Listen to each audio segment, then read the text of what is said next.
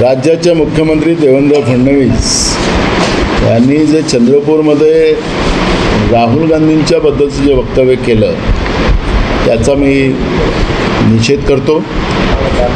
राहुल गांधी हे स्वतःच्या अस्तित्वाची नाही, भारताच्या जनतेच्या अस्तित्वाची लढाई लढत आहे। या देशाचं संविधान वाचलं पाहिजे, देशामध्ये संविधानिक व्यवस्थेच्या आधारावर काम झालं पाहिजे।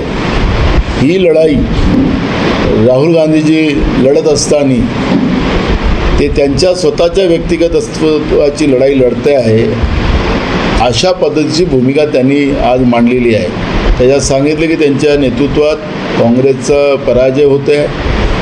खरं तर काँग्रेसचा पराजय हे राहुल गांधींच्या नेतृत्वामुळे नाही, राहुल गांधींच्या बरोबर महाराष्ट्रातली देशातली सगळी जनता त्यांच्याबरोबर आहे। पण निवडणूक आयोगाच्या भरोशावर हे जे की भाजप जे निवडणूक जिंकते आहे, जनतेचे मतं चोरून बेईमानीनं निवडून येणारी जी भाजप, राज्यामध्ये आज देवेंद्र फडणवीस जे मुख्यमंत्री आहेत ते बेईमानीनं निवडणूक आयोगाच्या बेईमानीमुळे ते मुख्यमंत्री झालेले आहेत।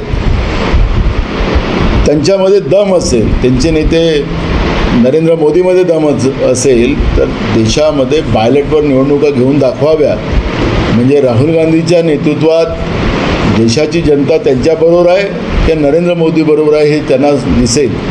पण बेईमानीने निवडून येणाऱ्या लोकांनी राहुल गांधीसारख्या प्रामाणिक देशासाठी लढणाऱ्या व्यक्तीच्याबद्दलचं या पद्धतीचे आरोप करणं हे धांदंद खोटं आहे।